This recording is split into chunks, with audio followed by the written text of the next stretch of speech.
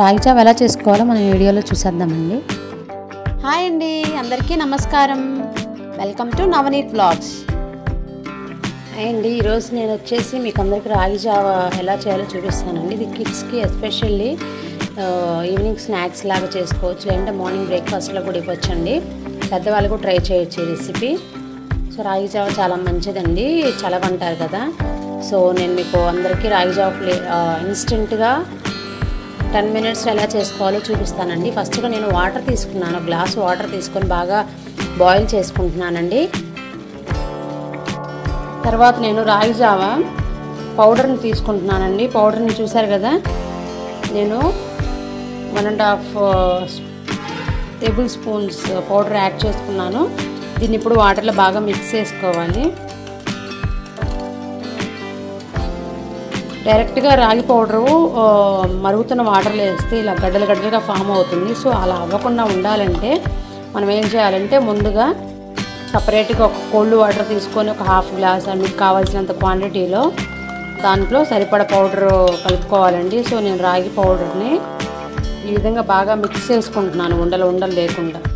చూసారు కదా, నేనైతే మోస్ట్లీ రాగులు అంటే డైరెక్ట్ పౌడర్ తీసుకోనండి, నేను రాగా దొరుకుతాయి కదా, సో ఆ రాగులు తీసుకొని బాగా మిక్సీ పట్టుకుంటానండి.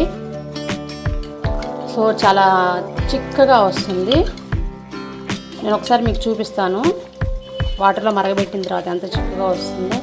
చూసారు కదా, సో ఉండలు కట్టకుండా బాగా ఈవెన్గా వాటర్లో కలిసేలాగా కలుపుకున్నానండి.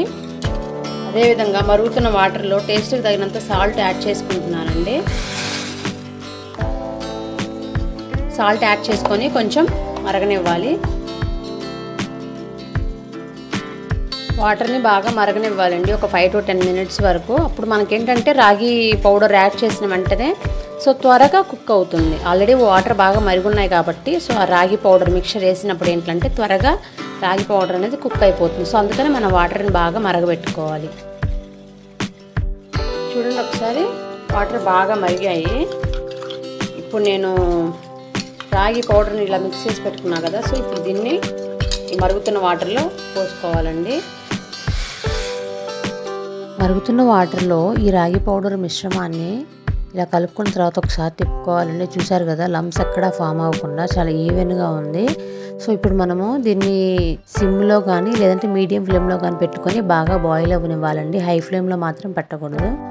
సో తర్వాత టేస్ట్ తగినంత జాగరీ యాడ్ చేసుకోవచ్చండి, స్వీట్నెస్ కావాలనుకున్న వాళ్ళు, లేదంటే అవసరం లేదు. సో నేను ఎస్పెషల్లీ కిడ్స్ కోసం చెప్తున్నా కాబట్టి సో కొంచెం జాగరీ యాడ్ చేయడం వల్ల సో వాళ్ళు కొంచెం స్వీట్ తగులుతుంది కాబట్టి బాగా తాగుతారండి. సో నెక్స్ట్ వచ్చేసి దీన్ని బాగా బాయిల్ అవ్వనివ్వాలి సిమ్లో పెట్టుకొని. సిమ్ లేదా ఎదురుగా ఉండి తిప్పుకునేటట్లయితే మీడియం ఫ్లేమ్లో పెట్టుకొని మంటని అడ్జస్ట్ చేసుకుంటూ సిమ్ నుంచి మీడియం వరకు బాగా బాయిల్ అవ్వనివ్వాలండి. అలాగే ఈ రాగి జావలో చాలా బెనిఫిట్స్ ఉన్నాయండి. పిల్లలకి బోన్స్ గ్రోత్ కోసం హెల్ప్ అవుతుంది, కాల్షియం సఫిషియెంట్గా ఉంటుంది రాగి జావలో. చూసారు కదా, బాగా బాయిల్ అయిపోయింది రాగి జావ అనేది. తర్వాత నేను కొంచెం మిల్క్ యాడ్ చేసుకుంటున్నానండి. మిల్క్ ఇష్టం లేని వాళ్ళు బటర్ మిల్క్ కూడా యాడ్ చేసుకోవచ్చు, అంటే మజ్జిగ. సో మా వాడికి ఫస్ట్ నుంచి మిల్క్ అలవాటు కాబట్టి సో మిల్క్ యూస్ చేస్తున్నానండి. కొంచెం టేస్ట్ యాడ్ అవుతుంది సో యాడ్ చేయడం వల్ల మిల్క్ ఫైనల్గా యాడ్ చేసిన తర్వాత సిమ్లో పెట్టుకొని ఒక 2 to 3 minutes బాగా బాయిల్ అవ్వనివ్వాలండి. బాయిల్ అయిన తర్వాత మనకి రాగి జావ రెడీ అయిపోయినట్లే. ఇంకా స్టవ్ ఆఫ్ చేసుకొని సర్వ్ చేసుకోవచ్చు గ్లాస్లో. అలాగే మన ఛానల్లో వేరే కుకింగ్ వీడియోస్ అప్లోడ్ చేసి ఉన్నాయండి. Breakfast recipes, instant breakfast recipes, అలాగే వెజిటబుల్ కర్రీస్ ఒకటి, అలాగే కిడ్స్ బేబీ కేర్ ప్రోడక్ట్స్, అలాగే పత్యం కూరలన్నీ పోస్ట్ డెలివరీ తర్వాత అన్నీ అప్లోడ్ చేసి ఉన్నాయి. ఇంకెందుకు ఆలస్యం, please go and subscribe to our channel and please do support us. Thank you for watching our videos.